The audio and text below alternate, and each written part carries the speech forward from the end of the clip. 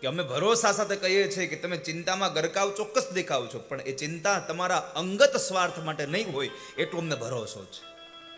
આવું સનત કુમારોએ નારદને સામે કહ્યું છે.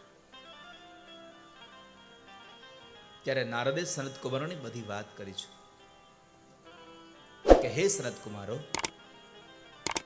હું પૃથ્વીને ઉત્તમ જાણી અને ફરવા નીકળ્યો. મેં પૃથ્વીના વખાણ બહુ સાંભળ્યા હતા કે દેવતાઓ વારંવાર આ પૃથ્વી માટે આવવા માટે અપેક્ષા જાગે છે. દેવતાઓ વારંવાર ભગવાનને પ્રાર્થના કરે કે હે ભગવાન, અમને એક વખત પૃથ્વી લોકનો માણસ બનાવો, પૃથ્વી લોકનો માણસ બનાવો. અને એમાં પણ જે કર્મની ભૂમિ જે છે એ ભારત ભૂમિ, એ ભારત ભૂમિમાં અમને જન્મ આપો, આવી ઈચ્છાઓ ધરાવનારા એ દેવતાઓ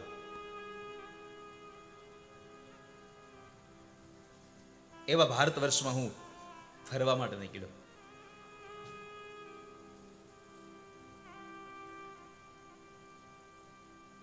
મહાપુરુષો ત્યાં સુધી કહે છે કે આ વિશ્વના નકશામાંથી, આખા વિશ્વના નકશામાંથી જો ભારતને કાઢી લો ને તો વિશ્વનો નકશો તમને દેખવો ન ગમે ક્યારેય. કારણ ભારતની ભૂમિના એક એક કણમાં અધ્યાત્મ ભર્યું છે, આધ્યાત્મિકતા ભરી છે. અને એમાંય ગુજરાત, અને એ ગુજરાતમાં વળી પાછું આપણું સૌરાષ્ટ્ર, કાઠિયાવાડ, એટલે એમ સમજો ને કઈ ઘટે જ નહીં.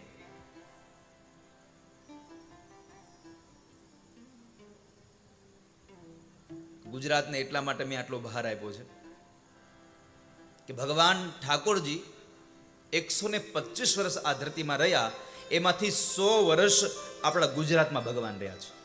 જેમાં મથુરામાં, ગોકુળમાં 11 વર્ષના, 14 વર્ષના મથુરામાં થયા, 25 વર્ષ ભગવાને સમાપન કર્યું, અને 100 વર્ષ ભગવાને દ્વારિકામાં રહ્યા, 100 વર્ષ ભગવાન ગુજરાતમાં રહ્યા. આપણું ગુજરાત ધન્ય છે મારા વાલા આ જગતમાં, કે જ્યાં ઠાકોરજી 100 વર્ષ રહ્યા છે. એટલે કહીએ હે ભાઈ 100 વર્ષનો થા. કોઈ દી કીધું 110 વર્ષનો થા? જો નો 99 કહીએ, નો 101 કહીએ, 100 વર્ષની તમારું આયુષ્ય થાય.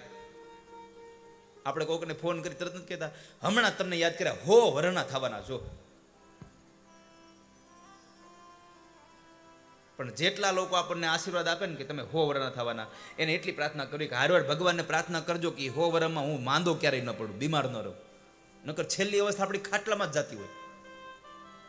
ભગવાનને પ્રાર્થના કરી, પરમાત્મા જેટલી આવરદા આપી છે એ આવરદામાં બીજું કાંઈ થાય કે ન થાય, પણ હસતા હસતા હું આ જગત છોડી દઉં ને એવી જિંદગી મને આપજો, બીજું કાંઈ આપો કે ન આપો મને. હું જઉં ત્યારે મારા મોઢા ઉપર મુસ્કાન હોય, મારા ચહેરા ઉપર હાસ્ય હોય. નારદ સનત કુમારોને કહે છે હું પૃથ્વી જોવા નીકળ્યો. હું પ્રયાગ, પુષ્કર, કાશી, ગોદાવરી, હરિક્ષેત્ર, કુરુક્ષેત્ર, શ્રીરંગ, સેતુબંધ, આ બધા જ તીર્થોમાં ગયો. મને કે શાંતિ મળી નહીં. મેં જેવા વખાણ સાંભળ્યા હતા એવો સંતોષ ન થયો.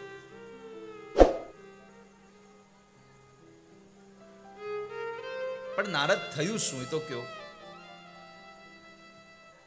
તો કહે છે કળયુગનો સમય આવ્યો અને કળયુગના સમયમાં અધર્મનો વ્યાપ વધ્યો છે. ધર્મના જે 4 ચરણો હતા એમાંથી એક ચરણ ઉપર ધર્મ બોલ્યો છે.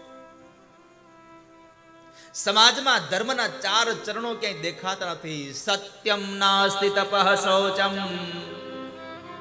દયા દાનેન વિદ્યતે. આ જગતમાં નથી ક્યાંય તમારામાં પવિત્રતા રહી, નથી ક્યાંય દયા જેવું રહ્યું,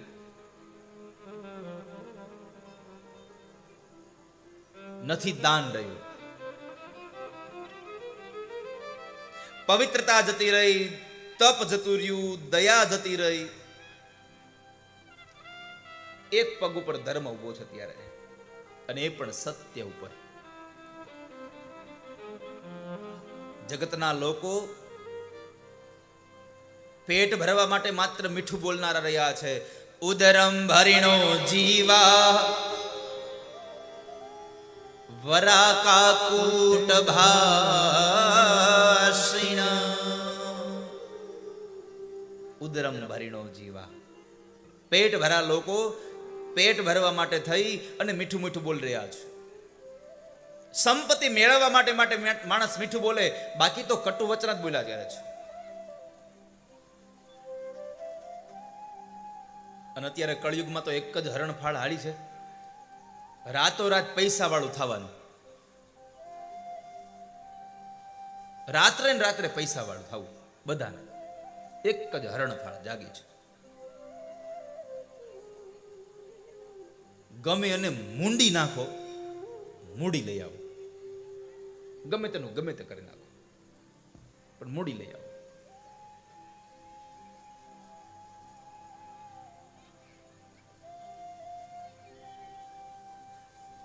ગમે તે થાય. નારદજી કહે છે, પેલાના લોકોનો સ્વભાવ સારો હતો, અત્યારે માણસ સ્વભાવથી બગડી ગયો છે.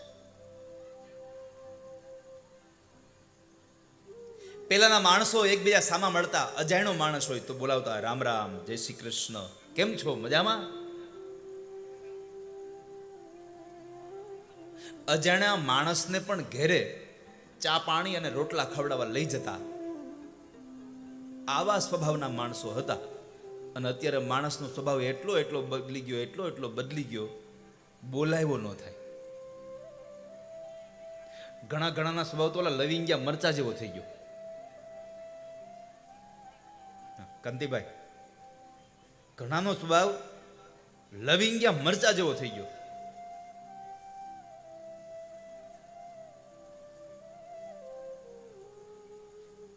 આમ રસ્તામાં હામો મળ્યો હોય અને પૂછીએ ને આપણે, ક્યાંથી આવો છો? મોઢું બગાડીને કે ચૂલામાંથી. અરે તારી ભલી થાય. આપણે ગામના ચોરે આમ બરાબર આમ બધા બેઠા નીકળ્યા ને એમ કીધું ને, કેમ છો, બેઠા ને? એમાંથી એકાદો તો બોલે, તું કે તો ઊભા થઈ જાય. અરે દેતવા, તારે ઊભું નથી થવું?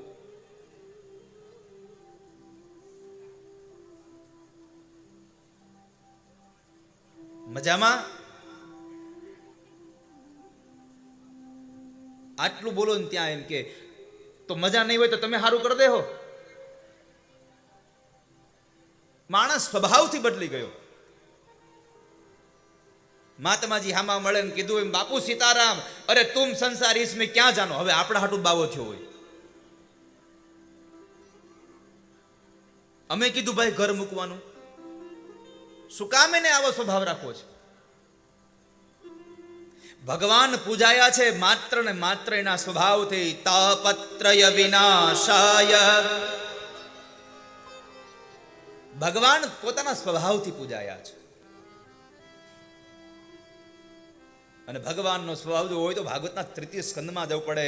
અહો બકીયમ સ્તન કાલકૂટમ જિઘાંસયા પાયય દપ્ય સાધ્વી. ભગવાનનો સ્વભાવ કેવો છે? તો કહે છે કે દૂધ પીવડાવે એને મોક્ષ આપે, અને ઝેર પીવડાવે એને મોક્ષ આપે. આવો સ્વભાવ મારા ઠાકોરજીનો છે. એટલા માટે પગે લાગીએ છીએ આપણે એને, એટલા માટે પ્રણામ કરીએ છીએ. શ્રી કૃષ્ણાય વયમ નુમઃ. એમને પ્રણામ નથી કર્યા વાલા.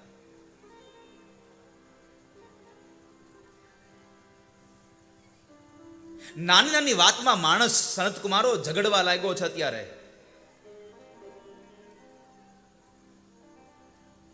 સમાજના લોકો આળસુ થયા છે, ક્રોધી બન્યા છે, કપટી બન્યા છે, લોભી બન્યા છે. ઘરે ઘરમાં કંકાસ ચાલે છે. પતિ પત્ની વચ્ચે ઝઘડાઓ ચાલે. ઘરોમાં સ્ત્રીના રાજ આવ્યા છે. આવું હું નથી કહેતો, વ્યાસજીએ લખ્યું છે હજારો વર્ષ પહેલા. તરુણી પ્રભુતા ગેહે શાલકો બુદ્ધિદાયક તરુણી પ્રભુતા ગે હે.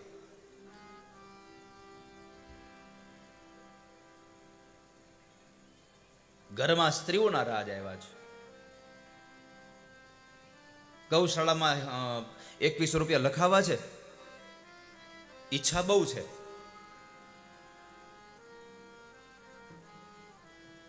પણ આજ નહીં કાલ લખાવી. કેમ? ઘરે જઈને સાંજે છોકરાને પૂછી લઉં ને. છોકરાનું નહોતું પૂછવાનું, હાઈકોર્ટમાં પૂછવાનું હતું.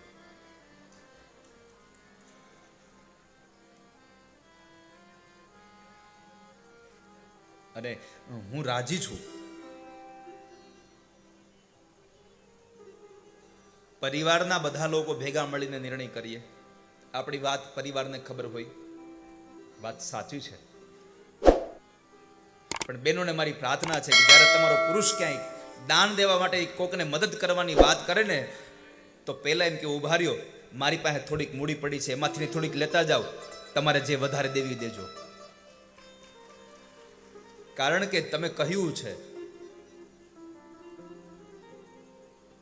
પતિદેવ ધર્મ કરો, હું તમારા પગલે પગલે ચાલી આવું છું. જ્યારે 4 ફેરા ફેર્યા છો ને, ત્યારે સ્ત્રીએ કહ્યું છે, ધર્મમાં તમે આગળ ચાલો, હું તમારો સાથ આપીશ.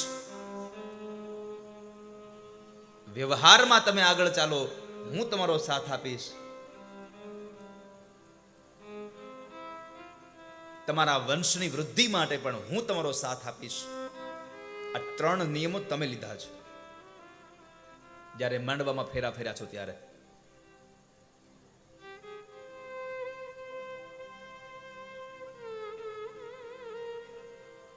સંત કુમારો, સ્ત્રીઓના રાજ આવ્યા છે. કન્યાઓનો વિક્રય થઈ રહ્યો છે. મા બાપ પોતાની દીકરીને દહેજના બહાને વહેંચે છે, એને વેચી રહ્યા છે.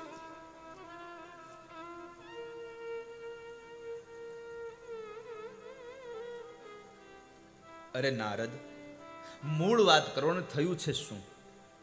તો કહે છે, સાંભળો, હું એ જ સમયે બરાબર ચાલ્યો જતો હતો, અને એમાં બરાબર હું વૃંદાવન ગયો, યમુનાના તટ ઉપર ગયો. મને ક્યાંય શાંતિ ન મળી, મને વૃંદાવનમાં શાંતિની અનુભૂતિ થઈ છે. અને ત્યાં મેં ભગવાનની એક લીલા જોઈ છે. યમુનમ તટમાપન્નો યત્ર લીલા હરેરભૂત.